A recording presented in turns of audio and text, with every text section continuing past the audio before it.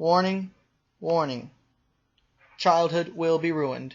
Viewers' discretion is advised. Ladies and gentlemen, I'm going to give you 2 seconds to leave this after I finish talking, because we are going to be talking about the Ed, and Eddy Purgatory theory. If you stay, you are very gutsy. If you leave, your childhood has been spared. Time's up. Let us begin reading the Purgatory theory. We hadn't always been here, but the neighborhood has, even before it was a neighborhood. On Earth, this one had been here. Here for those that would be lost on those cursed grounds. Here for those who would die long before their real life had ever truly began. Here for those who never really wanted to grow up. We come from different times, and we come from different lives. But one thing remains true of us all. We lived on the earthly realm of the neighborhood at some point in our lives, and died long before our time was supposed to come.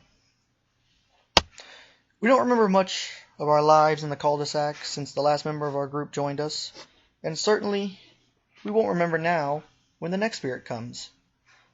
But here is what we do know. Rolf was the first to come here. Unlike most of us, he was born in far-off lands, and even in the afterlife hasn't lost touch of his old world upbringing. He lived in the neighborhood before it was developed. The son of a shepherd, he and the rest of his family came to start a farm on the lands that would soon turn into the place we would all eventually reside in. He died in 1903, while tending to the family's animals. The bull broke loose from its pen, and in Rolf's effort to stop the beast, he was trampled to death. That is why, even though he brought many of his family's livestock with him, in spirit he chose not to bring the bull along.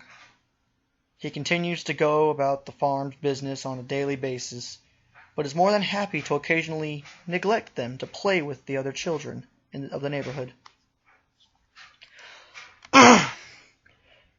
Johnny was always the lonely child.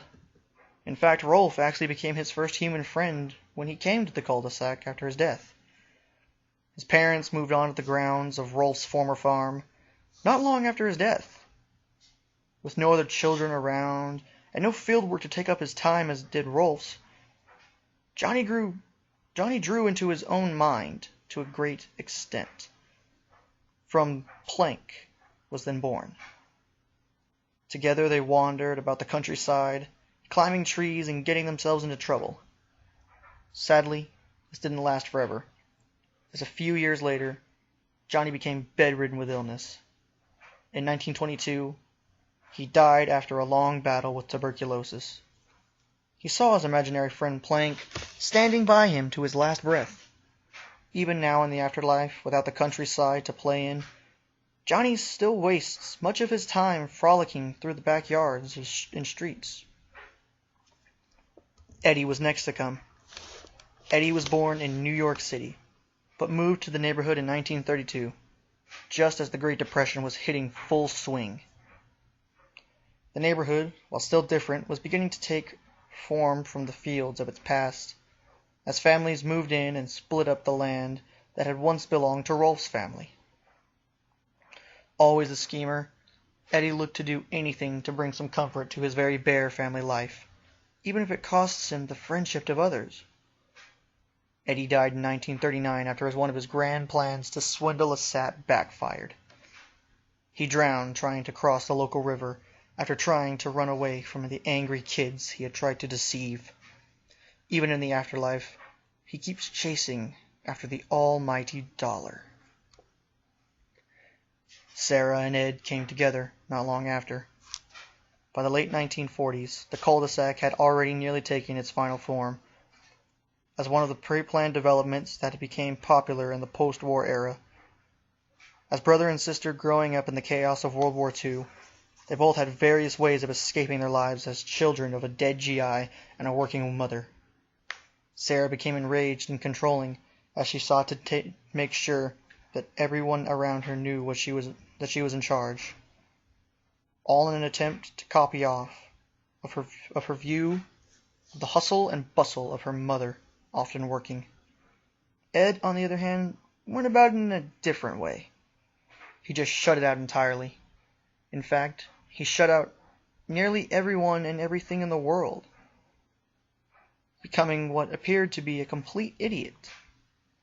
Ed chose instead to become completely involved in the monster movies and the comic books that had begun to pop up after the war had ended. It wasn't too long after this that in 1953, Ed and Sarah died in a car wreck, as their mother was taking them to visit their grandparents. Naz came a time after the brother and sister. Naz was a flower child, born to a pair of hippies turned establishment in the late 60s. She was a naturally beautiful girl that had always had a way with boys and men alike. She lived life on a whim and would often go about flirting and playing with others without any intentions. She died in possibly the most tragic and horrible way of any children in the neighborhood. In the summer of '79, a serial killer who had broken out of a local asylum had slipped into her house in the dead of night and raped and killed her along with her entire family. In the trauma of these events, she, in a similar way to Ed, shut out the world entirely and forgot her parents and siblings, which is why in the afterlife she doesn't ever receive demands of the non-existent parents, unlike many of the others.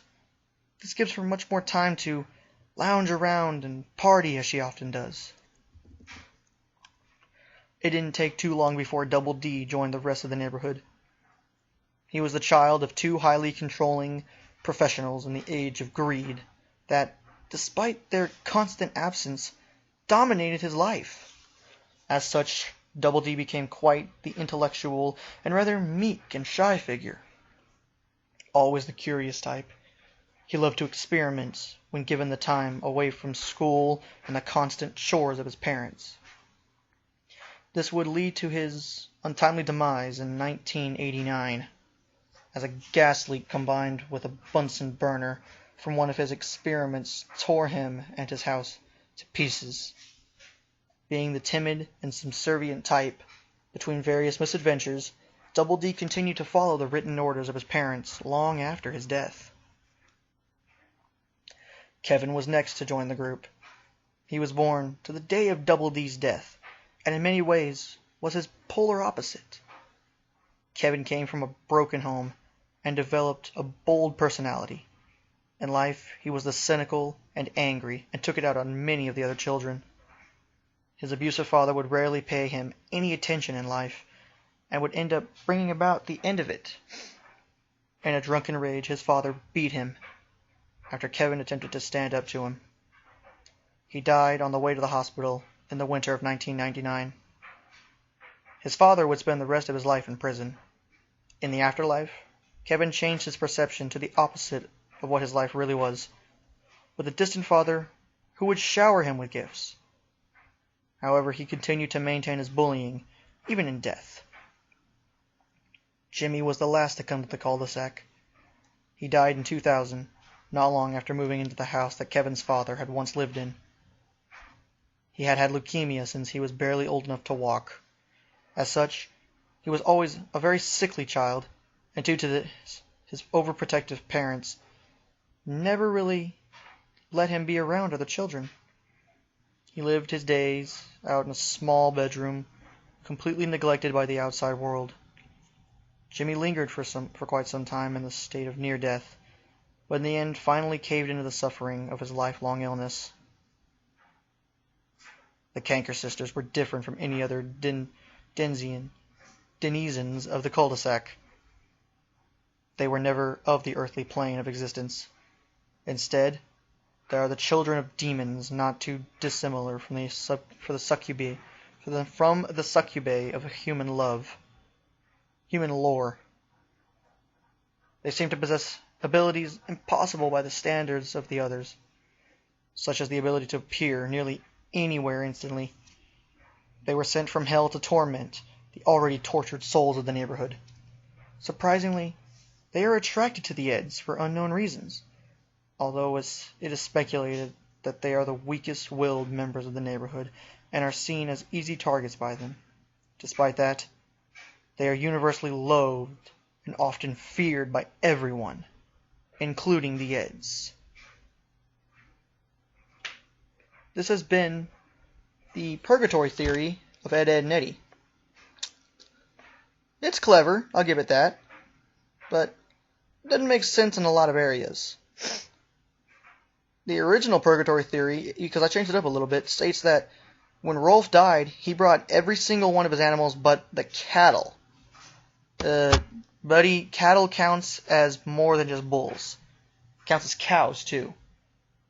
Would have made more sense if he was killed by a horse or a donkey, because you never see Rolf attend to those. Because they don't exist in Ed, Edd, and Eddy. There's no cows, there's no horses, no donkeys, no mules, but there's a cow. Rolf's even been crushed by the cow in an episode. It's clever, it's clever. Eddy's really made a lot of sense about how he was born in the Great Depression. He was raised in the Great Depression, and how he died trying to escape from kids he was trying to swindle. Sarah's and Ed's makes sense, but there's also another part of it, Sarah's and Ed's, where it was actually their drunken father who killed them too. But he got Ed first, and Sarah became angry that he left her. And then he got to her like 6 months later. Naz is... oh my god. That's brutal. Ooh. And there's also another part to the double D one where it states that why he wears the what they call sock head in the show. It states that he was actually scalped by something when that explosion happened. Now, Jimmy's, I highly doubt they would put up a house for sale literally months after someone who had just killed their own child was put to prison in.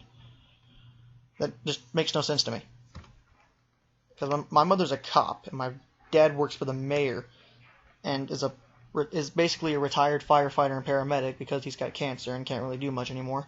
But what the frick? That doesn't make any sense to me. I mean, it would make more sense if he died in like 2002 or 2003. And what also doesn't make sense about this Purgatory theory is that it states that Jimmy died in 2000. The show came out before 2000. It came out like in 1998 or 1999.